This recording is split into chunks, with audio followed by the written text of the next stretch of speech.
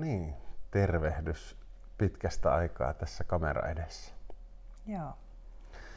Me ollaan nyt kesälomat pidetty tässä ja ajattelin, että mitä jos aloitetaan nyt kesän jälkeiset videosessiot vaikka käsittelemällä yhteyttä.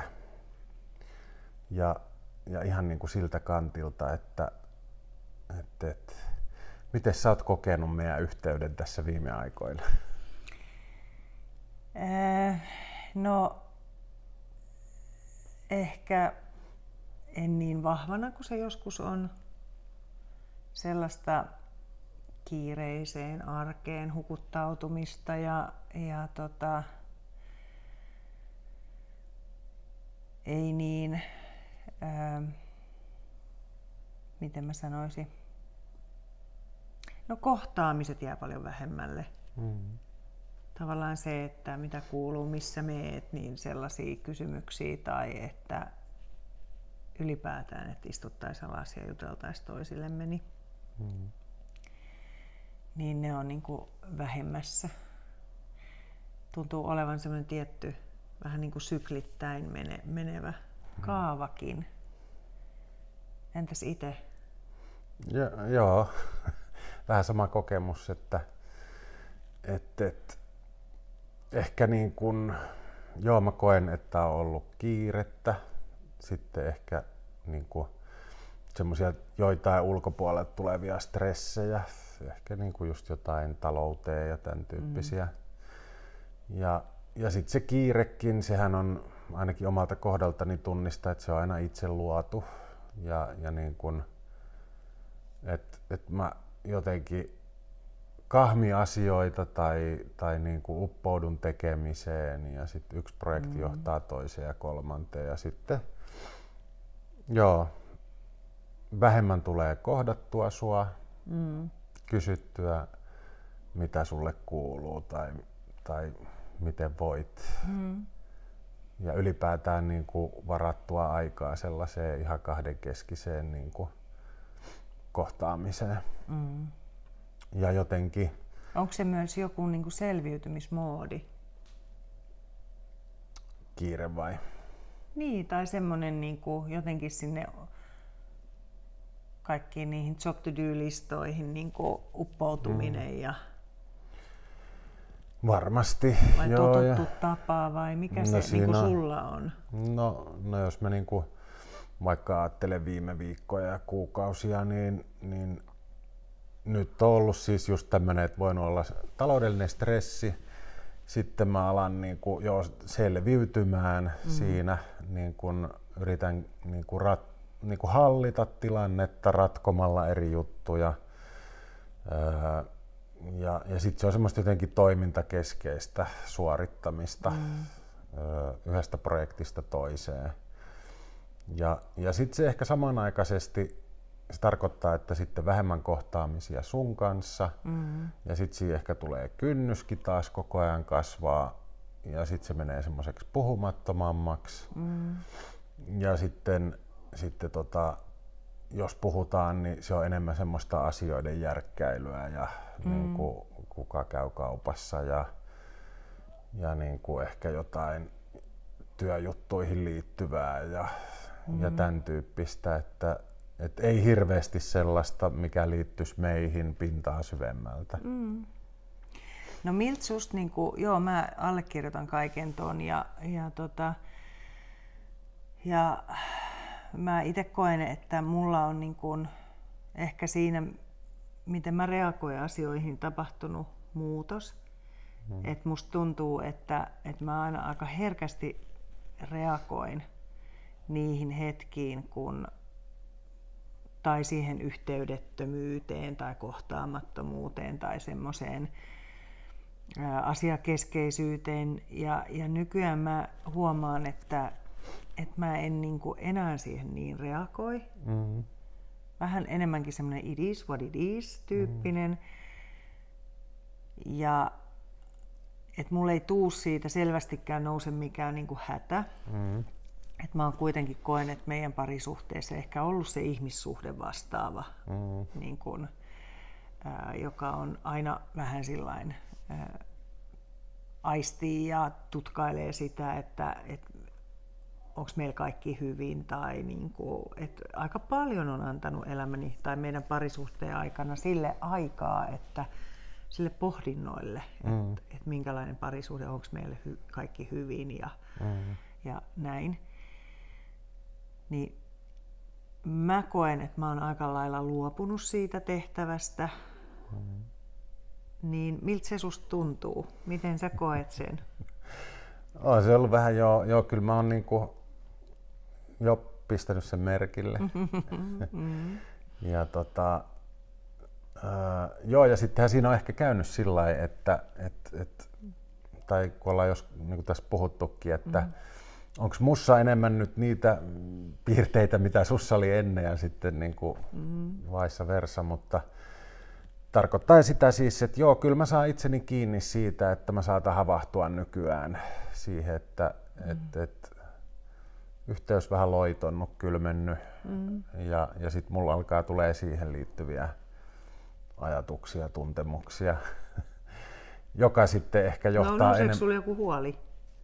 Joo, kyllä, huoli, kyllä. Tämä on tosi veikeä, koska mä itse koen jotenkin, että mä olin aina se kissan pöydälle nostaja, niin kuin heti se semmoinen, kun tulee puhumattomuus, hiljaisuus, kohtaamattomuus, niin mä niin kuin aina sitten, että no mikä on ja onko kaikki hyvin ja onko meillä kaikki hyvin ja näin. Ja nyt kun mä en tee sitä enää, mä niin kuin ajattelen ja luotan siihen, että kaikki on hyvin, että nyt tässä on vaan vähän tämmöinen moodi päällä, mikä ei tietenkään niin kuin, pidemmän päälle ole hyväksi, mutta mä huomaan, että mä oon niissä hetkissä alkanut ottaa niin kuin siitä sitten myös semmoisen niin kuin tavallaan ilon irti, että sit mä keskityn niin kuin omiin juttuihin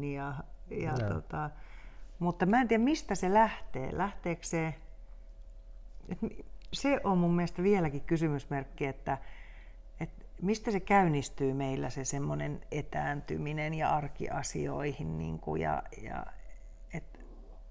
lähteekö se käyntiin jotenkin mun toiminnasta, sun toiminnasta, mistä se niin kuin käynnistyy.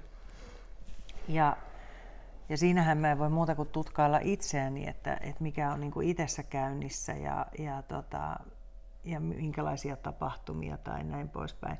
Mutta mä huomaan sen, että kyllä mussakin sitten kun mennään pidemmälle sitä, että on vaan sitä arkitohinaa ja me ei kohdata, niin mä tunnistan itse sen, että mitä musta alkaa heräämään on se, että sä rupeat ärsyttää mua. Siis mä inhottavasti sanottu, mä huomaan, että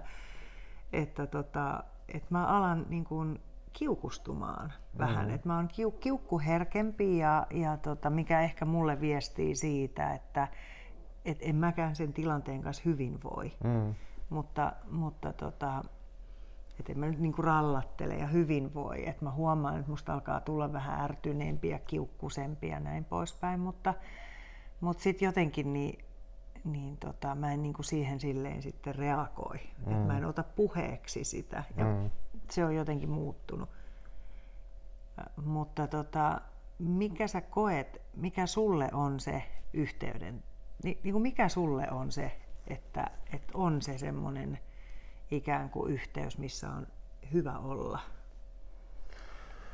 Niin, kyllä mä ehkä tekee mieli vielä niin kuin mennä vähän taaksepäin tätä meidänkin tarinaa ja sillä lailla, että koska joo, tässä nyt on ollut varmaan molemmat jaetaan todellisuutta, että syviä alamäkiä ja suvantoja ja suossa tarpomista ja sitten on ollut parempia vaiheita, mutta minkä mä koen oleellisesti niin kuin pysyvästi parempaa muuttuneen on se semmoinen ne tosi viheliäiset konfliktoinnit ja repivät riitelyt.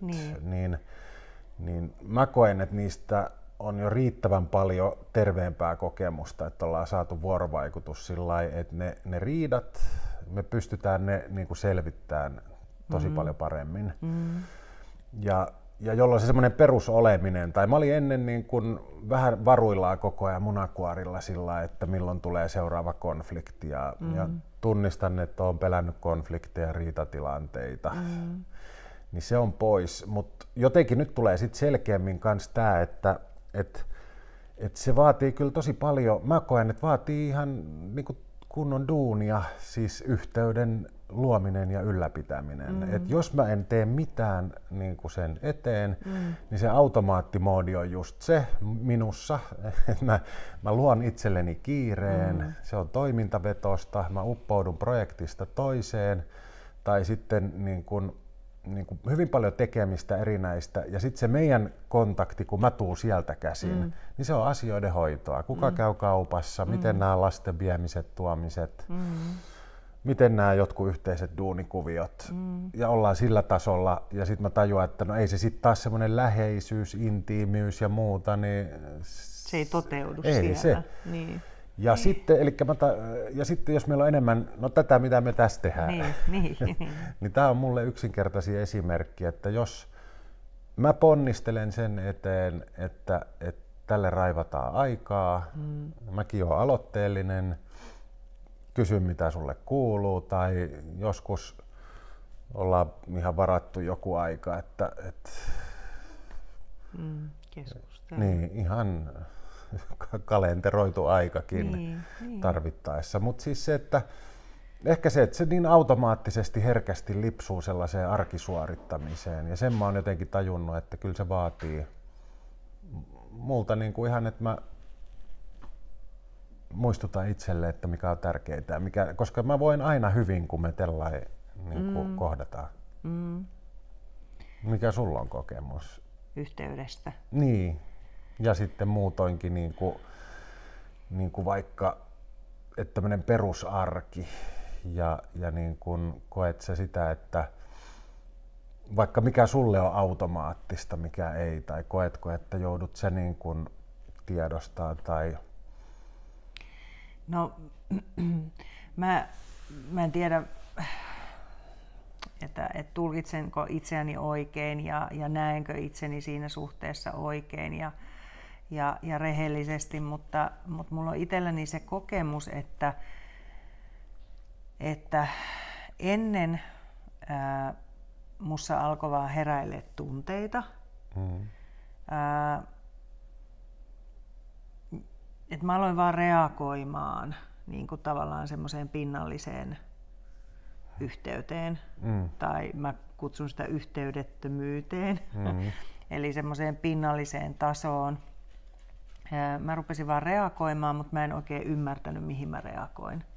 Että musta vaan alkaa tuntua kauhean yksinäiseltä ja jotenkin unohdetulta. Ja että se on semmoista vähän niin kuin kokemuksellista ollut. Ja sitten mä reagoin siihen. Ja mä saatan reagoida just niihin sukkiin, jotka on jätetty lattialle. Vaikka siellä taustalla on vaikka syvä yksinäisyyden kokemus. Niin, että mä rupesin niin kuin kiukuttelemaan erilaisista asioista, pintapuolisista asioista, vaikka siellä niin kuin syvemmällä levelillä oli inhimillisiä tarpeita, jotka ei millään tavalla tullut niin kuin tyydytetyksi. Ja koska mä en itse niitä tunnistanut, niin mä en voinut oikein auttaa itseäni, että mä huolehtisin omista tarpeista. No nyt sitten mä jotenkin enemmän tarkkailen tilanteita ja mä niin kuin tiedostan sen, että mä oon tämmöisen pintapuolisen tason niin kuin sinussa, meissä, minussa niin kuin tässä viimeaikaisessa yhteydessä niin kuin havainnut. Mutta mun tunteet siihen on suht neutraalit. Et mulla ehkä alkaa semmoinen sisäinen puhe, että no tässä on nyt vähän tiukat ajat. Ja mulle tuntuu itsellekin niin kuin, että hyvältä keskittyä töihin ja aikaan saamiseen ja tarvii saada asioita tapahtumaan ja näin, että mä en sillä tavalla huolestu siitä, että kerron vaan itselleen, että nyt on tällainen hetki ja sitten tulee taas se hetki, kun me molemmat ehkä vähän tylsistytään siihen etäisyyteen ja sitten tullaan kohti. Niin joo, se on vaan muuttunut se, että mä en välttämättä reagoisi siihen. Mä havaitsen sen, mä en reagoisi siihen. Vasta kun ehkä siinä vaiheessa, kun mä rupean huomaan sen, että nyt mä alkaa toi toinen ärsyttää tosi paljon, niin mä tajuan, että se johtuu siitä, että mä oon jotain itsekin niin kuin läheisyyttä kaipaan ja jään jotain vaille.